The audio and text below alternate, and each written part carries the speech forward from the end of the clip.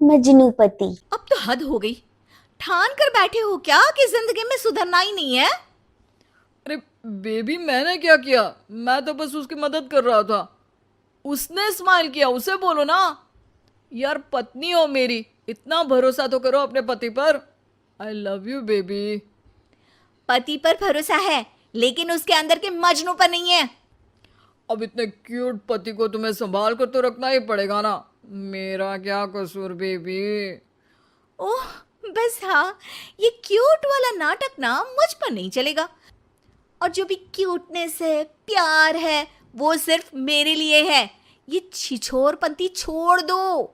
चीनू और चीनू दोनों की शादी को लगभग 1 साल हो गया। दोनों की है तो लव मैरिज और दोनों के बीच लव भी बहुत है। लेकिन उस लव के ट्विस्ट तो अलग ही हैं जो आप देख ही सकते हैं। ओए, छिछोरा मत बोलो। इज्जत बहुत है, किसी से भी पूछ लो। अगर कोई मुझे छिछोरा बोल दे तो। हाँ हाँ, बस सब जानती हूँ मैं।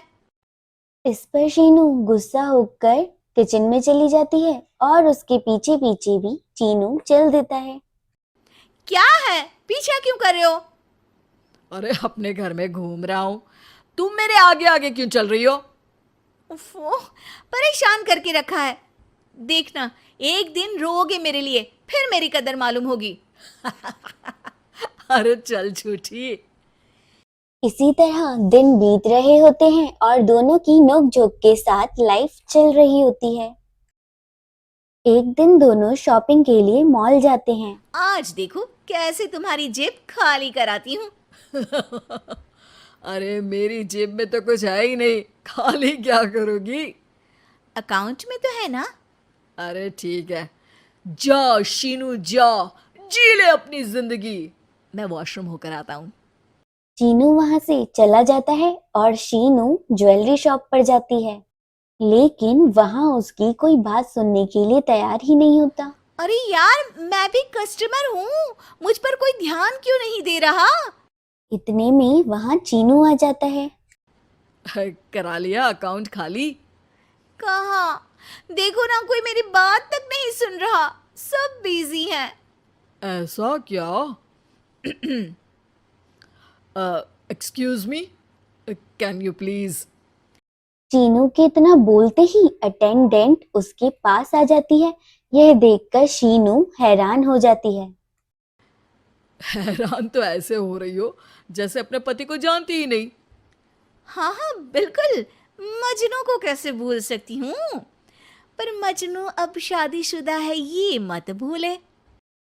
शीनू अपनी शॉपिंग कंटिन्यू करती है और कुछ देर बाद दोनों शॉपिंग खत्म करके कॉफी पीने जाते हैं, जहां चीनू को रिया मिलती है, जो मिलते ही चीनू को गले लगा लेती है। ओह हाय चीनू, कितने टाइम बाद दिखे। आज भी बिल्कुल वैसे ही क्यूट हो, जिसे देखते ही दिल फिसल जाए। इस पर चीनू शीनू को देख तुरंत रिया को दूर करता है। अरे रिया, मीट माय वाइफ शीनू। और शीनू, ये रिया है, कॉलेज फ्रेंड। अच्छा, शादी कर ली? ओके, मैं चलती हूँ, बाय। कॉलेज के मजनू, सब जानती हूँ कौन सी फ्रेंड है। वैसे वो मजनू वाली हरकतें आज तक बंद नहीं हुई ना। गले तो देखो कैसे लगाया था, जैसे उसकी पर्सनल प्रॉपर्टी हो। भूलो मत, तुम सिर्फ मेरी प्रॉपर्टी हो, और इस प्रॉपर्टी पर किसी ने नजर डाली या तुमने किसी को देखा भी तो दोनों की आंखें नोच लूंगी। ऐसा बोल शीनू वहां से गुस्से में चली जाती है। लेकिन इस बार चीनू उसके पीछे नहीं जाता। अरे, बिना कुछ करे सुना गई, अपने आप आएगी वापस। चीनू शीनू का इंतजार करते हुए वहीं बैठ जाता है। इसी तरह कुछ घंटे बीत जाते हैं, ना शीनू वापस आती है और ना ही उसका फोन। जिस पर चीनू घर पहुंच जाता है, लेकिन शीनू वहां भी नहीं होती। यह सब देख चीनू बहुत परेशान हो जाता है। अरे, ये कहाँ गई? इतनी देर हो गई, अभी तक तो उसे वापस आ जाना चाहिए था। चीनू सभी रिश्तेदारों और दोस्तों को कॉल करना शुरू करता है, पर कहीं से भी शीनू का कुछ पता नहीं चलता। कहीं गुस्से में इधर उधर तो नहीं निकल गई? अरे, पर जाएगी कहाँ? पूरा दिन बीत जाता है। शीनू की कोई खबर ना मिलने पर चीनू उसे ढूंढने बाहर निकल जाता है। अरे कहीं उसे कुछ हो तो नहीं गया? नहीं नहीं, मेरी शीनू को कुछ नहीं हो सकता। कुछ समझ में नहीं आ रहा, कहाँ जाऊं, कहाँ ढूंढूं उसे। अब चीनू आसपास पड़ोसियों से पूछता है और मार्केट ढूंढ आता है, लेकिन उसे कुछ पता नहीं चलता। पूरा एक दिन बीत जाता है।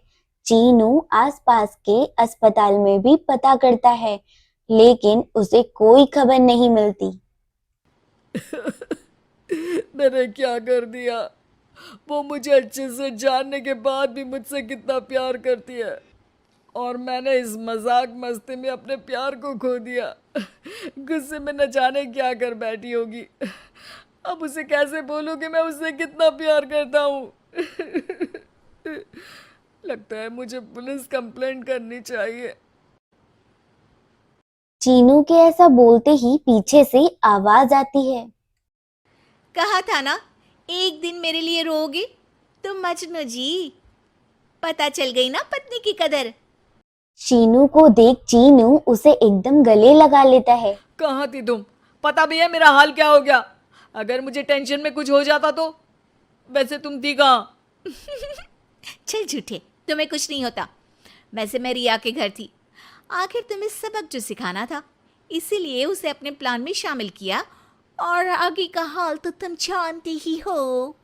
तुम पागल हो, बिल्कुल पागल। ऐसा कौन करता है? जान निकाल दी। दोबारा कभी भूल कर भी ऐसा करने की सोचना भी मत, नहीं तो मैं क्या करूंगा मुझे भी नहीं पता। हाँ हाँ, मेरे मजनू पति, तुम भी दोबारा मेरे अलावा किसी दूसरे के सामने ये मजनूगिरी मत दिखाना। बुरा लगता है यार।